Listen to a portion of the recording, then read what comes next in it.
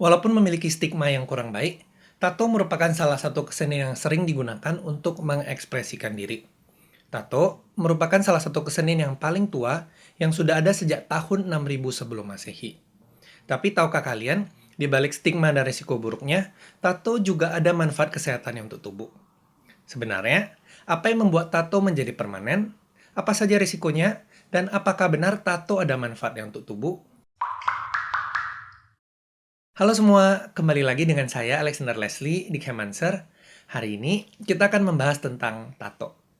Untuk mengerti mengapa tato bisa tinggal di kulit kita dan tidak hilang, kita perlu terlebih dahulu mengerti tentang struktur kulit kita. Kulit kita terdiri atas beberapa lapisan, dengan lapisan luar disebut sebagai epidermis.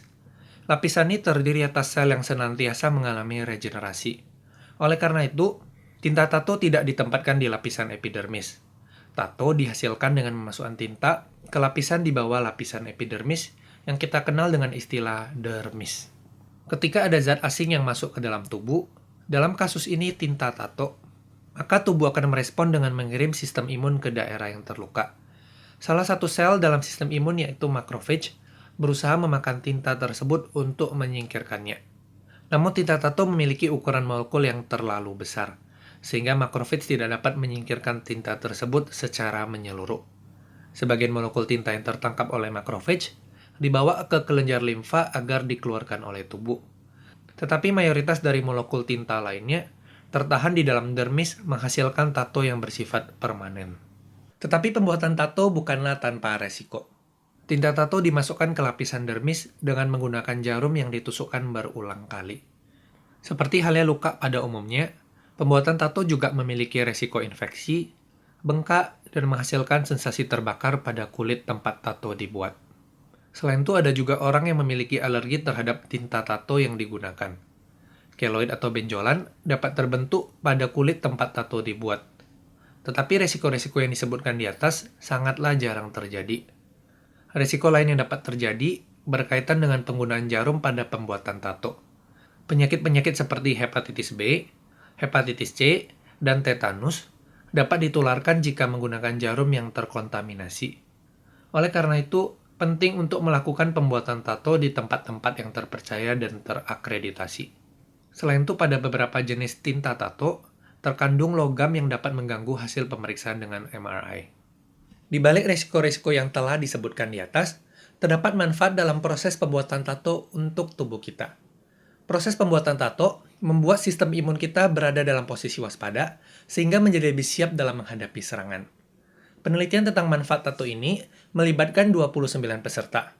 Jumlah hormon kortisol dan antibodi IgA dari setiap peserta diukur sebelum dan sesudah pembuatan tato. Hasilnya, setelah selesai ditato, jumlah hormon kortisol pada setiap peserta bertambah dan jumlah antibodi IgA berkurang. Hormon kortisol diproduksi oleh tubuh ketika mengalami stres, dan sebagai akibatnya menekan jumlah antibodi IgA. Setelah durasi waktu tertentu, dilakukan pengukuran kembali jumlah hormon kortisol dan antibodi IgA dari peserta. Hasilnya, pada peserta yang sudah pernah ditato sebelumnya, jumlah hormon kortisol dan antibodi IgA lebih cepat kembali normal dibandingkan dengan peserta yang baru pertama kali ditato. Laju kembalinya jumlah hormon kortisol dan antibodi IgA berbanding lurus dengan jumlah pembuatan tato yang telah dilakukan sebelumnya. Hal ini menunjukkan bahwa dengan semakin sering ditato, sistem imun tubuh kita menjadi semakin sigap dalam menghadapi ancaman yang akan datang. Jadi bisa kita simpulkan kalau proses pembuatan tato membuat sistem imun tubuh kita menjadi lebih siap dalam menghadapi serangan. Walaupun bersifat permanen, tato tetap dapat dihilangkan dengan teknologi laser. Caranya, kulit tempat tato tersebut disinari dengan laser dalam durasi yang sangat singkat. Tujuannya untuk memecah molekul tinta menjadi molekul-molekul yang lebih kecil. Molekul-molekul kecil ini kemudian dapat disingkirkan oleh makrofage melalui kelenjar limfa. Durasi penyinaran laser tidak boleh terlalu lama karena dapat merusak sel-sel di sekitar tinta.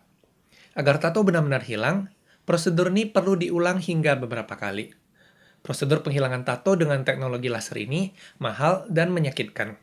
Oleh karena itu, lebih baik dipikirkan dengan matang terlebih dahulu sebelum membuat tato. Sebagai penutup, saya ingin meluruskan mitos hubungan antara tato dan donor darah. Seringkali kita mendengar bahwa orang yang memiliki tato tidak boleh melakukan donor darah. Sebenarnya hal ini salah. Seperti yang telah dijelaskan di atas, salah satu resiko dari pembuatan tato adalah penyakit-penyakit seperti hepatitis B, hepatitis C, dan tetanus yang bertransmisi melalui darah. Tetapi jika menggunakan jarum yang steril dan tidak terkontaminasi, maka resiko tersebut akan hilang. Oleh karena itu, di beberapa negara, orang yang membuat tato di tempat yang terakreditasi boleh langsung memberikan darah setelah proses pembuatan tato. Tetapi di negara-negara lainnya, seperti di Indonesia, seseorang baru boleh menurunkan darah setelah beberapa bulan pembuatan tato. Tujuannya adalah untuk memastikan kalau proses pembuatan tato tidak menyebabkan orang tersebut terkena penyakit. Karena setelah 3 bulan, antibodi dari penyakit tersebut sudah muncul di tubuh dan dapat terdeteksi. Untuk kasus palang merah Indonesia, waktu tunggu bagi pendonor yang baru ditato adalah 1 tahun. Jadi, tidak benar kalau orang yang memiliki tato tidak dapat mendonorkan darah. Tetapi orang tersebut harus menunggu hingga waktu yang telah ditentukan oleh lembaga terkait untuk dapat mendonorkan darah. Jika saya rangkum kembali video hari ini, tato memiliki sifat permanen karena tinta dimasukkan ke lapisan dermis dan ukuran molekulnya cukup besar sehingga sistem imun tidak dapat menghilangkannya. Proses pembuatan tato memiliki resiko-resiko terhadap kesehatan, tetapi cukup jarang terjadi dan dapat dicegah dengan membuat tato di tempat yang terakreditasi dan terpercaya. Di balik resiko yang ada, proses pembuatan tato secara berulang membuat sistem imun tubuh kita menjadi lebih sigap dalam menghadapi ancaman. Selain itu, tato juga dapat dihilangkan dengan teknologi laser. Dan terakhir, orang yang baru membuat tato boleh mendonorkan darahnya setelah menunggu beberapa bulan, tergantung dari lembaga tempat donor darah dilakukan. Sekian video hari ini. Saya harap video hari ini memberikan kita semua wawasan yang baru tentang tato. Dan share video ini juga kepada teman-teman kalian yang memerlukan informasi ini. Like video ini jika kalian suka, dan klik subscribe button di bawah untuk mendukung channel ini. And see you on the next video.